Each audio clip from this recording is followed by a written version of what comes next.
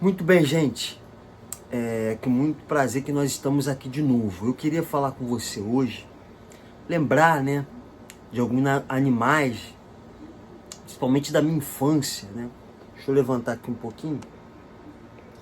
Principalmente da minha infância, e você que de repente também pode lembrar de alguns animais da sua infância, né? Lembrando também do comportamento, como era, né? O comportamento dos animais antigamente, como era o comportamento dos cães antigamente, dos cães, né, da minha infância, como eram criados. E eu queria falar para vocês algumas lembranças, né, de acontecimentos, né? Alguns animais também que passaram lá pela minha casa, na minha infância. E eu estava lembrando esses dias, e eu lembrei que o meu pai uma vez, ele foi jogar futebol no final de semana, e quando ele chegou em casa, ele chegou com um cão o acompanhando, né? Um cão branco, sem raça definida, branco. Ele tinha como se fosse um São Bernardo, né? Assim, marrom aqui, ó, a cabeça, essa parte da cabeça aqui marrom, as duas orelhas, dividido no meio. Aqui branco, uma lista branca. Branco o nome dele, um rabo enrolado para cima, assim, bem peludo.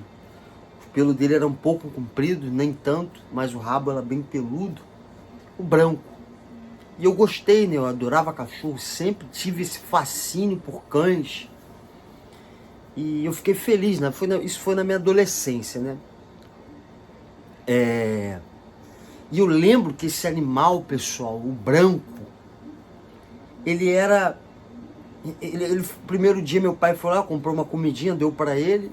Detalhe, pessoal, meu pai não veio puxando ele numa corrente. Meu pai não veio puxando ele numa guia. O meu pai veio caminhando, ele veio, seguiu ele. Siga-me. Como é que pode, né, pessoal? Hoje em dia as pessoas têm que botar uma guia no cachorro, porque senão ele foge delas. Como pode?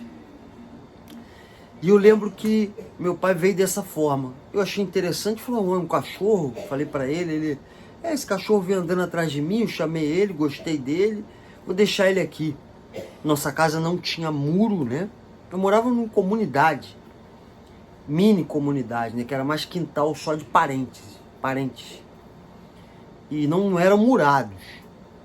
Daí, ele ficou ali, deitou na porta da nossa casa, tinha uma goiabeira na porta. E meu pai deu uma comida para ele e ali ele ficou. Passou uma semana e logo nos primeiros dias, o branco, né? Ele já começou a ter um comportamento de um cão de guarda. Ele começou a tomar conta sem muro, marcar o território dele.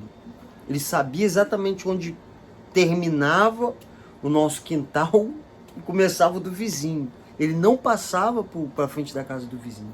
Ele ficava na nossa porta, o branco. Ele sabia, ele tinha perfeitamente consciência de quem morava ali naquela casa, quem eram os moradores, né, a minha família, e quem não era. Eu lembro que meu pai tinha muitos amigos por causa de futebol, colegas, né? E de vez em quando esses colegas iam lá em casa. E isso passou a ter problema. Eles passaram a ter problemas com o branco.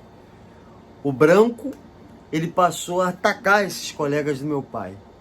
Ele passou a defender a nossa casa. Um vira-latas, sem raça definida. E mordia mesmo. Meu pai tinha que ir falar com ele, senão ele ia e mordia e acabou. Ele deitava na porta da nossa casa. Ele não tinha casinha, pessoal. Nossa casa era de telha e tinha um esticadozinho para cima, uma sobra, um beiral, né? E debaixo desse beiral nós encostamos outra telha e ali fizemos a casinha do branco. E ele ficou ali extremamente territorialista, pessoal.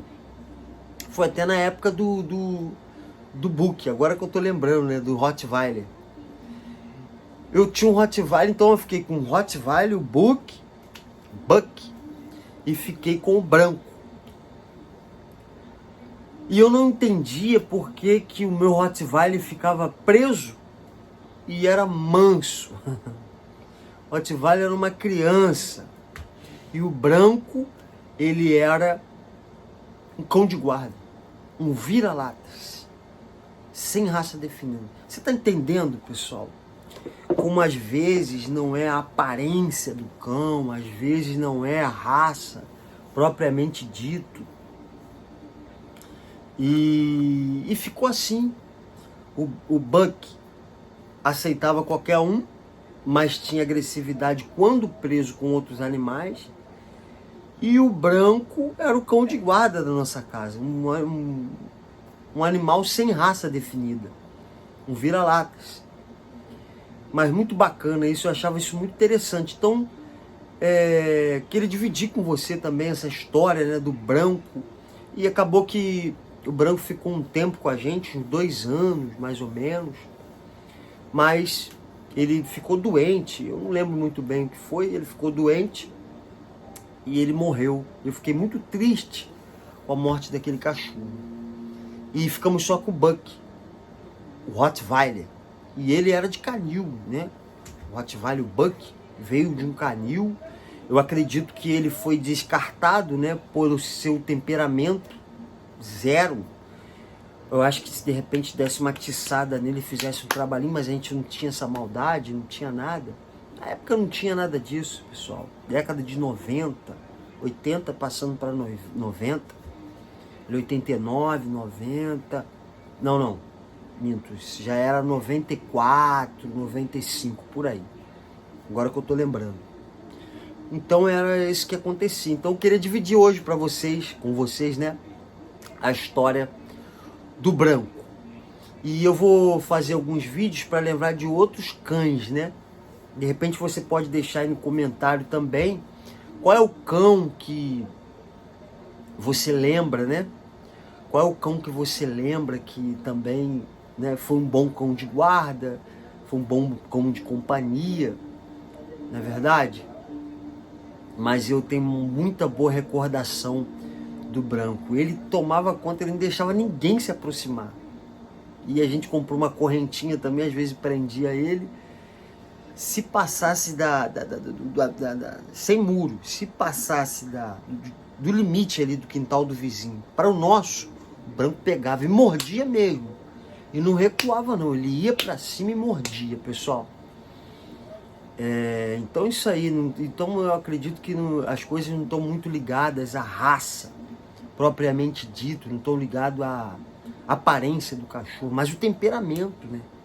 O temperamento, você vê, ele era um cão de rua, que de repente foi lá para cá já adulto, não era um filhote, e ficou ali, passou a tomar conta da minha casa. Interessante, né? Interessante. Você já teve uma experiência dessa com algum cão? Deixa aí no comentário. Eu peço que você se inscreva no canal, deixe o seu like, compartilhe esse vídeo e até a próxima.